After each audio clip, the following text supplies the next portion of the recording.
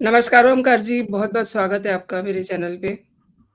नमस्कार मनविंदर जी और आपके सभी दर्शकों को भी मेरा नमस्कार।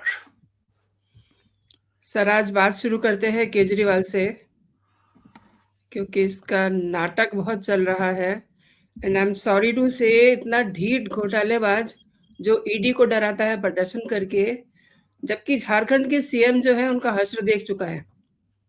आज एक और डेवलपमेंट हुआ है शराब नीति केस में। ईडी ने शनिवार को दिल्ली के राउज एवेन्यू कोर्ट में शिकायत की है कि संबंध पर चूंकि ये पेश नहीं हो रहे हैं, अब इसमें 6 फरवरी को सुनवाई होनी है। सर, देखिए, अरविंद केजरीवाल की जो फितरत है उससे तो हम सब परिचित हैं। ऐसा नहीं है कि जो जांच एजेंसियां हैं वो परिचित नहीं हैं। वो लगातार झूठ बोलते आ रहे हैं शराब घोटाले के मामले में। इसके बावजूद के जो उनके करीबी आम आदमी पार्टी के सदस्य और इनकी सरकार के deputy chief minister Manish Sisodia already गिरफ्तार हो चुके हैं। इनके एक राज्यसभा के सदस्य संजय सिंह गिरफ्तार हो चुके हैं। इनके जो सलाहकार थे विजय नायर वो गिरफ्तार हो चुके हैं। कई शराब कारोबारियों पर गाज गिर चुकी है। कई अधिकारियों पर गाज गिर चुकी है। तो ये झूठ बोलते रहना कि साहब कोई भ्रष्टाचार नहीं हुआ, कोई बरामदगी नहीं हुई, झूठा केस है, फर्जी केस है, राजनीति से प्रेरित है, बदले की भावना से ये सब किया जा रहा है। आप कहते रहिए। अब लोगों की समझ में तो आ रहा है ना कि आप झूठ पर झूठ बोले जा रहे हैं। अगर ये वाक़ई एक फेक केस होता, अगर ये वाक़ई इसी तरह का मामला होता जैसा आप बता रहे हैं, तो जो अदालतों में बैठे हुए जजेज़ हैं, निचली कोर्ट से लेकर के सुप्रीम कोर्ट तक, उन्होंने मनीष सिसोदिया को ज़मानत क्यों नहीं दी? बल्कि सुप्रीम कोर्ट ने तो यहाँ तक कह दिया है कि 338 करोड़ रुपए के मनी ट्रेल का मामला सामने आ चुका है, ऑन रिकॉर्ड है वो सब चीज़ें। तो ये सिर्फ टाइम बर्बाद करने वाली बात है। टाइम बाइंग जिसको कहते हैं कि उसको ज़ाया होने दीजिए, थोड़ा और वक़्त गुज़रने दीजिए। ऐसा लगता है कि चूँकि पूरे जीवन में कभी कोई नीचे ज़मीन से तो संघर्ष किया नहीं है, तपे तो हैं नहीं। अ, एक आंदोलन के गर्भ से निकले, वो आंदोलन भी अन्ना के नाम पर चल रहा था। उससे एक माहौल बना देश में। इन्होंने उसका फ़ायदा उठाया और अकेले अन्ना के कंधे का ही सहारा इन्होंने नहीं लिया है। समय-समय पर ऐसे बहुत सारे इनके अलग-अलग सेक्टरों से आए हुए संगी साथी थे, जिनको इन्होंने सीढ़ी की तरह इस्तेमाल किया और जब ऊपर चढ़ गए तो फिर सीढ़ी में लात मार करके उनको गिरा दिया। तो इनकी फितरत से हर कोई वाकिफ़ है। ये बहुत लंबे समय तक किसी की आँखों में धूल नहीं झोंक सकते हैं। अभी हाल में 5 राज्यों के चुनाव हुए हैं, जिनमें से 3 राज्यों में इन्होंने 205 कैंडिडेट खड़े किए थे। उन सभी की ज़मानतें ज़ब्त हुई हैं। इसका मतलब ये है कि पब्लिक को अब इनकी असलियत पता चल गई है कि ये ठग किस्म के पॉलिटिशियन हैं, भ्रष्टाचारी हैं, घोटालेबाज हैं, बहुत बड़े झूठे हैं और जो चीज़ें नहीं होती हैं, उनके बारे में भी अफ़वाहें उड़ा कर के लोगों की हमदर्दी हासिल करने और दूसरों की छवि बर्बाद करने की साजिशें रचते रहते हैं। जी। सर आपने बिल्कुल सही कहा। अभी क्राइम ब्रांच ने भी विधायकों की खरीद-फरोख्त के मामले में इनको जवाब देने को कहा है। तो मेरा सवाल ये है कि केजरीवाल ऐसे मतलब हथकंडे अपनाते हैं, क्या संकेत देना चाहते हैं ये? क्योंकि ये लोग ऐसे कृत्य कर रहे हैं, फिर कहते हैं कि मोदी सरकार ने हमारे पीछे ईडी को लगा दिया है, ब्ला-ब्ला। नहीं, नहीं, जो ये विधायकों की खरीद का शगुफ़ा है, ये 20 जनवरी के आसपास इन्होंने छोड़ा था। पहले मार्लिना को कहा कि आप प्रेस कॉन्फ्रेंस करिए, उसमें आरोप लगाइए और जब आतिशी ने वो प्रेस कॉन्फ्रेंस की और कहा कि 21 एमएलए तोड़ने की साजिश थी बीजेपी की, जिनमें से 7 एमएलए से उन्होंने संपर्क किया और 25-25 करोड़ रुपया देने का ऑफ़र किया। तो भारतीय जनता पार्टी ने बस इतना किया है कि दिल्ली पुलिस के पास उसकी एक कंप्लेंट की है और ये कहा है कि ज़रा इनसे ये पूछिए कि ये 7 एमएलए इनके कौन से हैं जिनको ऑफर किया। नंबर 2, किसने ऑफर किया है उसका नाम हमारे सामने आना चाहिए कि भारतीय जनता पार्टी के किस नेता ने उन 7 विधायकों से संपर्क किया है, कब किया है, किस समय किया है, क्या बात हुई है एक्चुअल में, वो सारा डिटेल जानकारी हमें चाहिए। और जो 21 एमएलए की बात ये कर रहे हैं कि कुल मिलाकर के 21 एमएलए तोड़ने की बात थी, तो वो इनको बात कहाँ से पता चली? किसने बताई इनको कि 21 एमएलए तोड़ने की एक साजिश थी भारतीय जनता पार्टी की? और कि अरविंद केजरीवाल को तो हम गिरफ्तार कर लेंगे। इसके बाद दिल्ली में सरकार को पलट देंगे और बाद में आपको टिकट देंगे। तो बड़ी सीधी-सी बात ये है कि अगर कोई इस तरह की बात कर रहा है, इसका मतलब वो टॉप लीडर है बीजेपी का, जिसके हाथ में इतनी पावर है कि वो सरकार भी बदल देगा, वो टिकट देने का आश्वासन भी दे देगा आम आदमी पार्टी के लोगों को, वो 25-25 करोड़ रुपए भी उपलब्ध करा देगा, क्योंकि कोई टटपूंजिया तो बीजेपी का छोटा-मोटा कार्यकर्ता तो 25-25 करोड़ रुपए 21 एमएलए को दे नहीं सकता।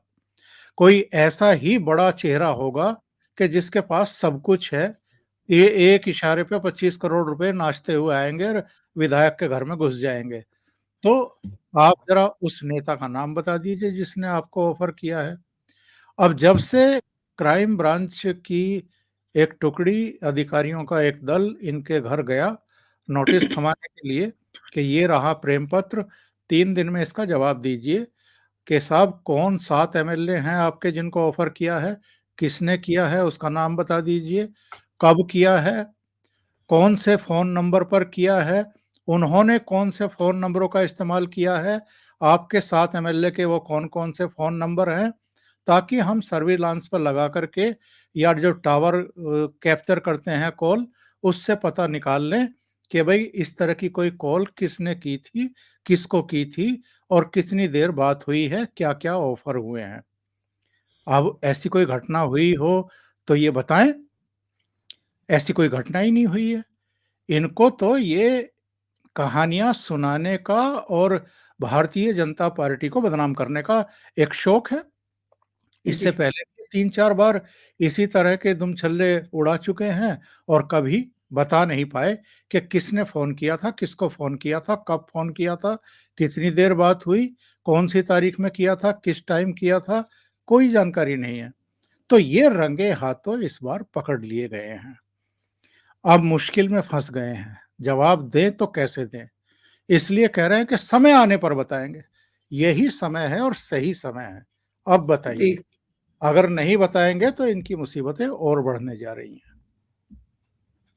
और जो इन्होंने ड्रामा किया उन क्राइम ऑफिसर्स की टीम के साथ, बेवजह उनको मतलब नेगिंग कर रहे थे। आई मीन उनको एक तरह से घेरने की कोशिश कर रहे थे।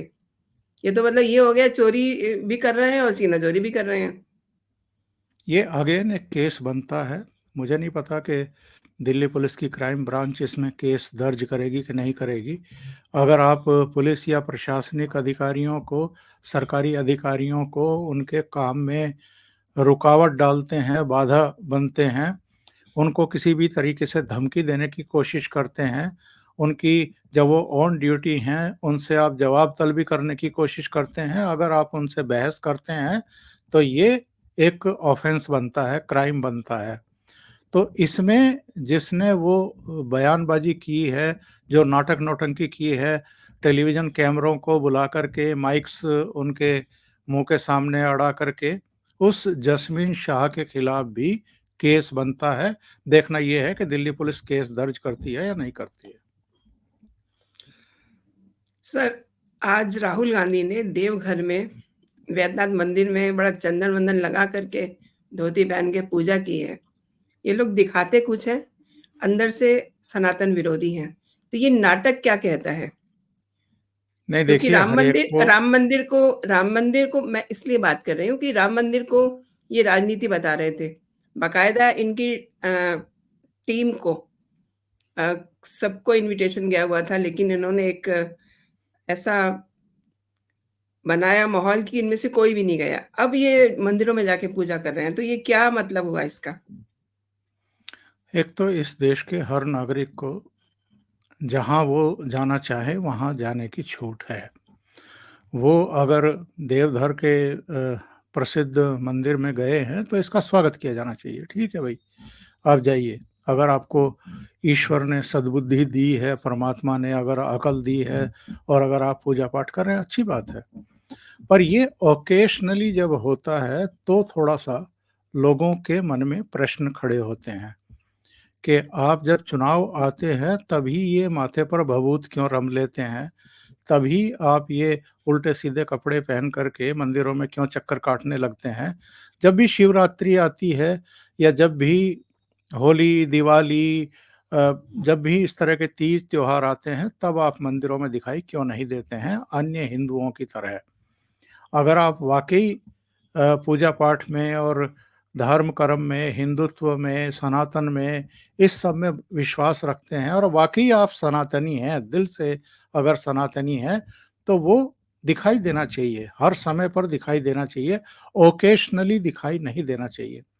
और संभवतः यही वजह है, जो इनके ये इस तरह के टोने-टोटके हैं और पाखंड हैं और जो दोहरे मानदंड हैं। आप अयोध्या के निमंत्रण पत्र को ठुकराएँगे और जब आप यात्रा के मार्ग में कोई धर्म स्थल पड़ेगा तो वहाँ आप जाएँगे। इसीलिए वहाँ कुछ लोगों ने इनके खिलाफ नारेबाज़ी की है और जी, उसका इनको सामना करना पड़ा है। मंदिर के बाहर मोदी के नारे लग रहे थे, जब ये वही अंदर मैं पूजा कह कर रहे रहा थे। हूँ कि जगह-जगह इनको इसी तरीके से नारेबाज़ी का सामना करना पड़ा। असम में भी तो यही हुआ था। जी, जब ये मणिपुर के बाद नागालैंड होते हुए असम में प्रविष्ट किए थे, तो एक जगह पर भगवान राम के पक्ष में, राम मंदिर के पक्ष में, रामलला के पक्ष में, प्रधानमंत्री नरेंद्र मोदी के पक्ष में नारे लगे थे। तो ये इतने आपे से बाहर हो गए थे कि बस से कूद पड़े थे और उनके साथ धक्का-मुक्की करने की कोशिश की थी। तो वो तो उल्टा जब पड़ गया और उन्होंने ही इनको दौड़ा लिया, तो जो इनके सुरक्षाकर्मी थे और जो इनके कांग्रेस के कुछ कार्यकर्ता और नेता थे, उन्होंने इनको धकेल करके बस में वापस चढ़ा दिया। तो वैसे तो ये कहते हैं कि हम नफ़रत के बाज़ार में मोहब्बत की दुकान खोल कर के बैठे हुए हैं और इन्होंने वहाँ दिखा दिया कि ये खुद नफ़रत के भाव लेकर के ही चलते हैं।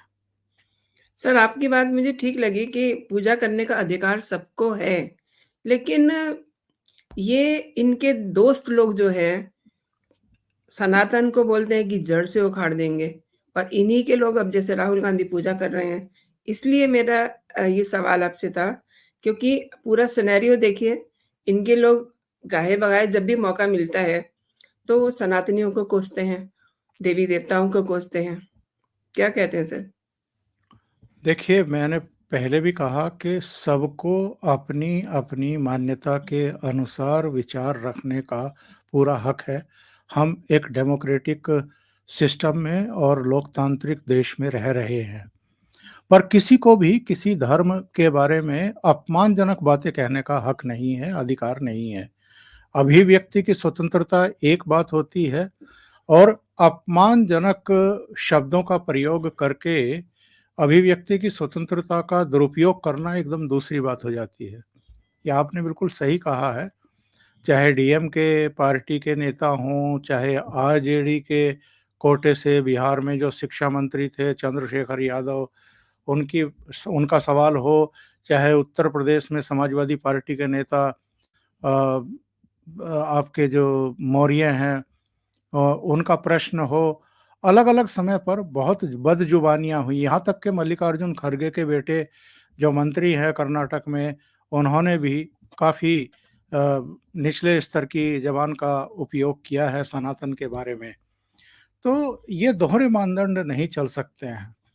आपके जो सहयोगी हैं, आपके जो घटक दल के लोग हैं और यहाँ तक कि आपकी पार्टी के, आपके राष्ट्रीय अध्यक्ष के सुपुत्र, वो भी इस तरह की बयानबाज़ी कर रहे हैं। तो किसी की ज़बान पर अगर काबू ही नहीं है, लगाम ही नहीं है, तो लोग देख रहे हैं और जब समय आएगा तो इसका जवाब दे देंगे। बिल्कुल सही। शनिवार को खड़गे ने रामलीला मैदान में कहा कि सब लोग साथ आ जाओ, नहीं तो मोदी के गुलाम हो जाओ। तो सर ये क्या मोदी का डर है या इन्हें अपना अंत दिखाई दे रहा है? अंत नहीं दिखाई दे रहा है, उनको ये लग रहा है कि अभी तक तो हमारी गुलामी करते थे, एक ही परिवार की गुलामी करते थे। अब उस परिवार का अंकुश पूरी तरीके से खत्म हो गया है, उसका प्रभाव खत्म हो गया है, उसका करिश्मा खत्म हो गया है। अब तो हालत ये हो गई है कि राहुल गांधी तो अमेठी छोड़ कर के केरल की वायनाड सीट के लिए भाग गए। सोनिया गांधी को भी लग रहा है कि रायबरेली में इस बार नैया पार नहीं लगेगी, तो हिमाचल से वो राज्यसभा में जाने की कोशिश कर रही हैं। मल्लिकार्जुन खड़गे जो ये उपदेश दे रहे हैं लोगों को, ये पिछला चुनाव कर्नाटक के कलबुर्गा से बहुत बड़े अंतर से हारे थे। तो ये सब परास्त लोग हैं, जनता के द्वारा ठुकराए हुए लोग हैं। और ये वो लोग हैं एक्चुअल में जो 10 जनपद की परिक्रमा करके यहाँ तक पहुँचे हैं या किसी पोजीशन में रहे हैं। इनको लगता है कि अभी तक तो सब 10 जनपद की चिलम भरते थे, 10 जनपद के सामने सजदा करते थे, वहाँ परिक्रमा करके सिर झुकाते थे और अब नया परिवेश है, नई सोच है, नया देश है, नई तरीके की अर्थव्यवस्था है, लोग नए तरीके से व्यवहार कर रहे हैं। तो इनको लगता है कि हमारा ज़माना तो लद रहा है और अब तो हर तरफ जहाँ भी देखिए, वहाँ मोदी का जलवा है। तो ये उसको गलत तरीके से इंटरप्रेट करके ये कहने की कोशिश कर रहे हैं कि भई आप मोदी के गुलाम बन रहे हो, हमारी गुलामी छोड़ कर के, हम में क्या खराबी है, हमारे ही गुलाम बने रहो। इनके कहने का आशय सिर्फ़ इतना है और कुछ नहीं है। इवन अधीर रंजन भी ये कह रहे हैं कि ममता दीदी से कि वो बीजेपी से डरी हुई हैं। खड़गे कह रहे हैं कि मोदी के गुलाम हो जाएँगे। मतलब इनकी हरकतें क्या आपको लग रही हैं कि ये एक पेस पर आ सकते हैं? नहीं, नहीं देखिए अगर आपका इशारा है उस इंडी अलायंस गठबंधन की तरफ तो वो तो ख़त्म हो चुका है। जी। उस वो तो अब इतिहास की चीज़ हो चुकी है, क्योंकि ममता बनर्जी इनको वहाँ सीट नहीं दे रही है। अखिलेश यादव ने एक तरफ़ा 7 सीटें आरएलडी को दे दी और 16 सीटों पर अपने कैंडिडेट खड़े कर दिया, उनका ऐलान कर दिया। आम आदमी पार्टी से इनकी बात ना दिल्ली में बनी है, ना पंजाब में बनी है। इसी तरीके से महाराष्ट्र में भी गठबंधन सिरे नहीं चढ़ रहा है। बिहार में आपने देख ही लिया है कि इनका वो इंडिया अलायंस टूट चुका है। जिसने इन सारे नेताओं को जोड़ने की कवायद शुरू की थी, वो नीतीश कुमार अब इनके साथ नहीं हैं। वो अब भारतीय जनता पार्टी के साथ चले गए हैं, उनके सहयोग से मुख्यमंत्री बन गए हैं। तो वो तो खत्म हो गया है। नंबर 2 जो बात आप कह रही हैं कि अधीर रंजन कह रहे हैं कि ममता बनर्जी भारतीय जनता पार्टी से घबराई हुई हैं, बिल्कुल घबराई हुई हैं। वरना वो ये ना धमकाती वहाँ के मतदाताओं को, ख़ास तौर से हिंदुओं को कि साहब आप भारतीय जनता पार्टी की मदद करने के बारे में मत सोचना। अल्लाह की कसम ना को वो ऊपर वाला आपको माफ़ करेगा और ना मैं आपको माफ़ करूँगी। इस तरह जी। की धमकी वही देता है जो डरा हुआ आदमी होता है।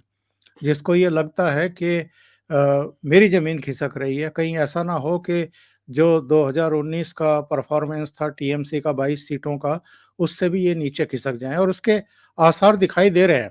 भारतीय जनता पार्टी के पक्ष में जिस तरह का पूरे देश में एक वातावरण बन रहा है, मुझे लगता है कि 18 सीटें पिछली बार मिली थी पश्चिम बंगाल से भारतीय जनता पार्टी को, इस बार उससे वो आगे बढ़ेगी, नीचे नहीं रहेगी।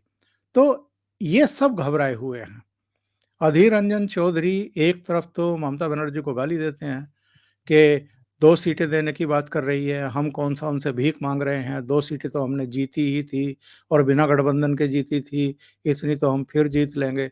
अरे तो भई अगर इतना कॉन्फिडेंट आप हैं, तो आप ये इंडिया अलायंस बनाने और उसे चलाने के को लेकर के इतने कहना चाहिए कि डेस्परेट क्यों रहे हैं?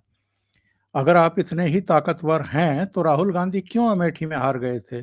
या क्यों सोनिया गांधी अब राज्यसभा में जाने के बारे में सोच रही है? तो ये सब घबराए हुए हैं।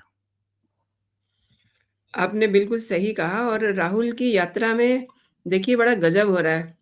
ये यात्रा है न्याय यात्रा, लेकिन ऐसा लग रहा है कि बिल्कुल अन्याय यात्रा है, क्योंकि डीके सुरेश ने जीएसटी की आड़ लेकर के अब ये कहा है कि वो अलग अपने लिए देश की माँग करेंगे। क्या कहते हैं? ये तो बहुत मतलब कहिए इसको, ज़्यादा कॉन्फिडेंट नहीं हो गए ये लोग? नहीं, नहीं, एक्चुअल में क्या है कि जो दक्षिण में जिस तरीके से भारतीय जनता पार्टी अच्छा परफॉर्मेंस करती हुई दिखाई दे रही है, जी। वो चाहे तमिलनाडु हो, चाहे कर्नाटक हो, चाहे केरला हो, हर जगह इसी तरह के जो फ्रस्ट्रेटेड बयान हैं, वो सामने आने शुरू हो चुके हैं।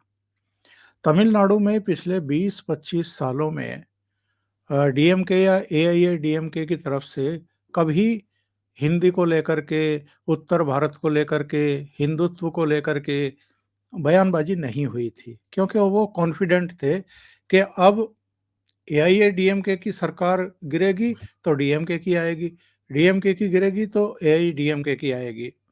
यानी करुणानिधि और जयललिता के बीच में वहां सत्ता में संघर्ष होता रहा है, तो वो विश्वस्त थे कि अब कोई खतरा नहीं है, दोनों द्रविड़ पार्टियां ही सत्ता में आती जाती रहेंगी।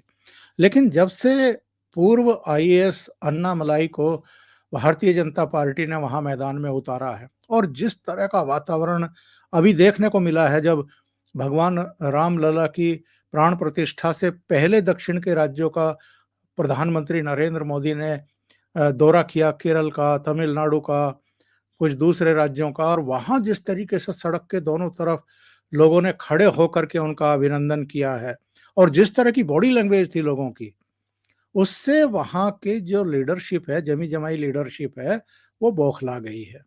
उनको लग रहा है कि अरे ये क्या हो गया, अभी तक तो भारतीय जनता पार्टी को हम उत्तर भारत की ही पार्टी समझ रहे थे, ये तो नरेंद्र मोदी का जलवा यहाँ भी चलता हुआ दिखाई दे रहा है।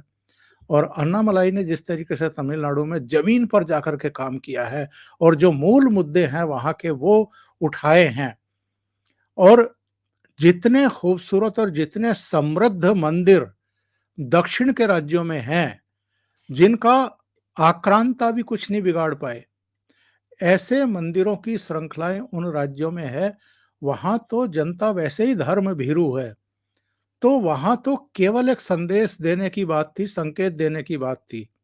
और जब उनको पता चला कि नरेंद्र मोदी जो है वो प्राण प्रतिष्ठा करने जा रहे हैं भगवान राम की प्रतिमा की, तो वो तो इतने गदगद हो गए कि वो देखते ही बनते हैं। वो वीडियो सारे अभी भी सोशल मीडिया पर तैर रहे हैं, जिस तरीके से अभिनंदन हुआ है नरेंद्र मोदी का। तो ये बौखलाहट है, चाहे कर्नाटक के डीके शिव कुमार के सांसद भाई की प्रतिक्रिया हो ये कि साहब अलग देश की मांग करेंगे, या वहाँ पर एमके स्टालिन के बेटे के बयान हो, अलग अलग जो इनके बयान आ रहे हैं, वो सब सिर्फ और सिर्फ बौखलाहट है और कुछ नहीं है।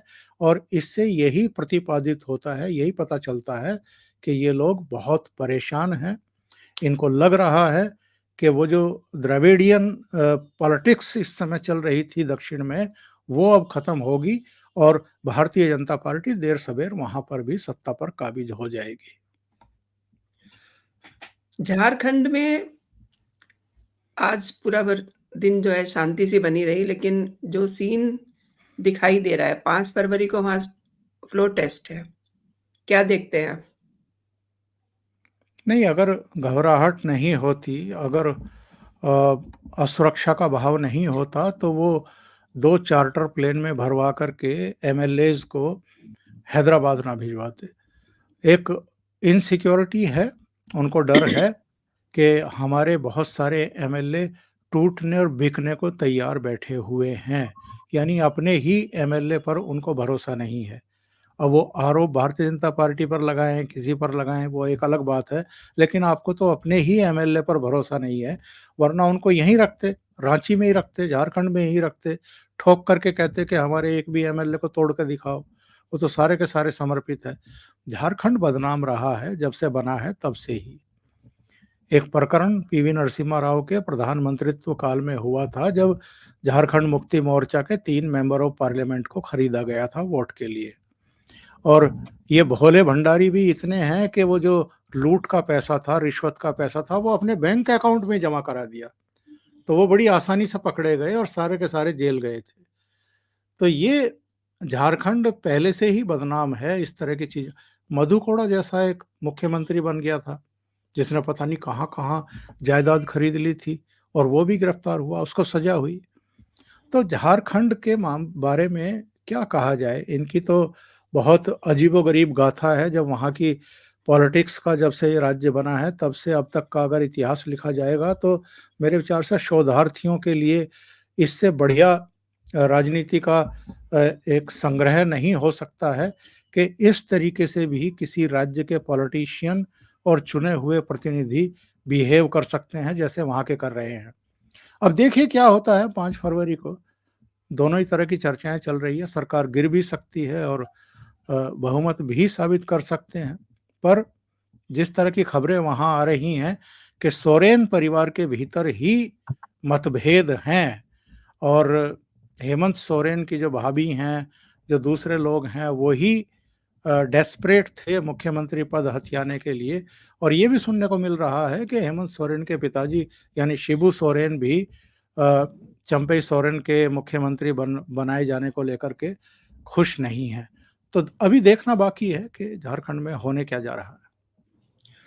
सर, शनिवार को एक और बहुत सुखद कदम उठाया पीएम नरेंद्र मोदी ने। भारतीय जनता पार्टी के जो वयोवृद्ध नेता लालकृष्ण आडवाणी, उन्हें देश का सर्वोच्च सम्मान भारत रत्न दिए जाने की घोषणा की गई है। अब इसके बाद से कई सारे बयान आ रहे हैं और जमात-ए-इस्लामी हिंद की भी रिएक्शन आई है सामने। क्यों इनके पेट में दर्द हो रहा है? इनका प्रॉब्लम क्या है? देखिए, लाल कृष्ण आडवाणी जिस मयार के नेता हैं, जिस कद के नेता हैं और भारतीय राजनीति में उनका जो स्थान है, उनका जो योगदान है, उसके लिए किसी के सर्टिफ़िकेट की ज़रूरत है नहीं। ये जो भी नाम आप ले रही हैं या कुछ और लोगों के रिएक्शंस आ रहे हैं, अखिलेश यादव या दूसरे लोगों का, इनका कंट्रीब्यूशन क्या है देश के लिए या समाज के लिए? अपने प्रदेश के लिए भी क्या किया है इन लोगों ने? तो पहले लाल कृष्ण आडवाणी के कद की ऊँचाइयाँ प्राप्त करिए, उसके बाद फिर लाल कृष्ण आडवाणी के बारे में आप टिप्पणियाँ करिए। एल के आडवाणी वो शख्सियत हैं, जो सिंध से ताल्लुक़ रखते हैं, जो 1947 में बँटवारे के समय सपरिवार भारत आए और यहाँ अपनी जड़ें जमाई और देशभक्ति, राष्ट्रहित उनके लिए हमेशा सर्वोपरि रहा, सर्वोच्च स्थान पर रहा। और एक बात और बता दूं कि अगर सोमनाथ से अयोध्या तक की वो रथ यात्रा शुरू ना करते, जब विश्वनाथ प्रताप सिंह प्रधानमंत्री थे उस समय इन्होंने यह यात्रा शुरू की थी, तो आज अयोध्या में भव्य और दिव्य राम मंदिर स्थापित नहीं होता। Very true. आज़ादी के बाद से, आज़ादी से पहले भी, चाहे अंग्रेजों का शासनकाल रहा हो या उससे पहले मुगलों का रहा हो, हिंदुओं को जितना प्रताड़ित किया गया, जितना विभाजित किया गया, जितना समाज को तोड़ा गया, जितना तनाव पैदा किया गया, जितने दंगे कराए गए, जितना विभाजन कराया गया, उसके चलते हुए ख़ास तौर से जो हिंदू थे, जो सनातनी थे, उनका मोरल बहुत डाउन था। ये जो घटना हुई थी जब लाल कृष्ण आडवाणी रथ यात्रा लेकर के चले थे सोमनाथ से, इसने लोगों को संघर्ष के लिए आत्मबल प्रदान करने का और सीधे खड़े होने का हौसला दिया था। और उस रथ यात्रा ने भारतीय जनता पार्टी को भी कहीं का कहीं पहुंचाया था। लोकप्रियता के मामले में उसके विचार, उसके सिद्धांत, उसकी जो नीतियां थी, उसको लेकर के घर-घर तक पहुंचाने में इस रथ यात्रा का बहुत बड़ा कंट्रीब्यूशन था। इसके अलावा भगवान राम के मंदिर के निर्माण का मार्ग प्रशस्त करने की दिशा में भी एक मील का पत्थर साबित हुई थी ये रथ यात्रा। और ये संयोग है, बल्कि सुखद संयोग है कि जब सोमनाथ से अयोध्या की ये यात्रा शुरू हुई थी, तो नरेंद्र मोदी ही भारतीय जनता पार्टी के कार्यकर्ता के तौर पर उनके सारथी थे, इस यात्रा के संयोजक थे। और जब मुरली मनोहर जोशी ने कश्मीर, श्रीनगर, लाल चौक तक की यात्रा की थी, उसके संयोजक भी नरेंद्र मोदी थे। और आप देखिए कि जब वो प्रधानमंत्री बने हैं, तो कश्मीर से भी 370 और 35 से हटाई गई। आज लाल चौक पूरा बदला हुआ है, इतना सौंदर्यीकरण हो गया है, जहाँ कभी लोग जाते हुए दिन में भी डरते थे, आज वो तिरंगे की लाइट से नहाया रहता है और शाम को वहाँ मेला लगता है। वहाँ भारत माता की जय के नारे गूंजते हैं और आज अयोध्या में भी भव्य राम मंदिर बन चुका है, प्राण प्रतिष्ठा हो चुकी है। तो आडवाणी जी का योगदान तो बहुत बड़ा है इस देश के लिए। आडवाणी पर जो लोग सवाल खड़ा करने की कोशिश करते हैं, वो सूरज की तरफ मुँह करके थूकने की कोशिश करते हैं। बिल्कुल सही कहा आपने। एक चलते-चलते एक चीज़ और जानना चाह रही हूँ आपसे, ज्ञानवापी मंदिर में पूजा शुरू हो चुकी है। जैसे ही कोर्ट से आदेश मिला और मुख्यमंत्री ने वहाँ पर विदिन 7 आवर्स पूजा करने की व्यवस्था कर दी। लेकिन इस पर भी अखिलेश सरीखे लोगों को पेट में दर्द हो रही है कि आपने 7 दिन का दिन दिए थे, अपने 7 घंटे में ही पूजा क्यों की? तो 7 दिन तक क्या वेट करते? उसके बाद पूजा करते? नहीं, एक तो टेक्निकली ये ज्ञानवापी में पूजा अर्चना शुरू नहीं हुई है। ज्ञानवापी के व्यास तहखाने में जी, पूजा जी। अर्चना शुरू हुई है और जी। ये करेक्ट करना ज़रूरी है क्योंकि लोगों में भ्रम पैदा हो सकता है। तो जी, इस जी। तहखाने में 1993 तक पूजा हो रही थी। जब बाबरी विध्वंस हुआ था, उस समय मुलायम सिंह यादव ने जब मुख्यमंत्री बने तो उन्होंने अ, यहाँ पर मौखिक आदेश से पूजा रुकवा दी थी। उसका कोई लिखित आदेश जारी नहीं किया था, शासन जी, ने जी। नहीं, प्रशासन ने, पुलिस ने जी। नहीं, डीएम ने नहीं, किसी ने नहीं। और जब वाराणसी के जिला मजिस्ट्रेट को, जिला जज को ये पता लगा कि कोई आदेश ही नहीं है, कोई लिखित में है ही नहीं, ऐसे ही बैरिकेड लगा दिए गए, ऐसे ही पूजा रुकवा दी गई। तो उन्होंने कहा कि ये पूजा आप दोबारा शुरू करिए, ये तो गलत पूजा रुकी हुई है, कोई आदेश नहीं है, किसी का भी नहीं है, लिखित में तो कोई भी नहीं है। तो उसके बाद अब यहाँ पे अंतर देखिए, विचारधारा का भी, अप्रोच का भी। एक चीज़ होती है कि आप किसी को उसकी पूजा पद्धति से रोक रहे हैं और जानबूझ करके रोक रहे हैं तुष्टीकरण के चलते क्योंकि आपको मुस्लिमों को खुश करना है, उनके वोट लेने हैं। आज सरकार बदली हुई है, विचारधारा ही एकदम बदली हुई है। अप्रोच ये है कि अगर उनको नमाज़ पढ़ने का अधिकार दिया हुआ है, तो हिंदुओं को भी पूजा-पाठ करने का अधिकार दिया जाना चाहिए। उनको रोकने का मतलब क्या है? इसलिए जब ये आदेश आया, तो उसके बाद चूँकि योगी इस समय मुख्यमंत्री हैं, तो ज़ाहिर है उन्होंने कहा होगा वाराणसी के जिला मजिस्ट्रेट को कि भई आप इसको अविलंब पूरा कराइए, इस आदेश की पालना कराइए। और उसी समय 7 घंटे के भीतर नाइट में ही वो तहखाना खुलवा करके उसकी पूरी साफ-सफाई कराई गई। रात को ही वहाँ पूजा अर्चना शुरू कर दी गई। क्योंकि शासन में बैठे हुए लोग बहुत अच्छे तरीके से जानते हैं कि आज जिला मजिस्ट्रेट ने, जिला जज ने आदेश दिए हैं कि भई हिंदुओं को ये अधिकार मिलना चाहिए और ये कल सुबह ही पहुँच कर के या तो सुप्रीम कोर्ट या हाई कोर्ट इस पर पाबंदी लगवा देंगे। तो उससे पहले पूजा पाठ शुरू करवाइए और वही हुआ है। तो अब किसी को अगर परेशानियाँ हो रही हैं, कहीं-कहीं आग लग रही है, जलन हो रही है, तो इनको जलन लगनी चाहिए, इनको ये आग लगनी चाहिए क्योंकि इन्हीं के पापा जी ने मौखिक आदेश से वो पूजा रुकवाई थी। तो इनको तो जलन होगी, इनकी जलन तो समझी जा सकती है। सर, आपने मेरे दर्शकों को बहुत अच्छी जानकारी दी और मेरे शो के लिए समय निकाला। बहुत-बहुत धन्यवाद आपका। जी, आपका भी नमस्कार, बहुत धन्यवाद। नमस्कार। जय हिंद, जय जय भारत। हिंद, जय भारत।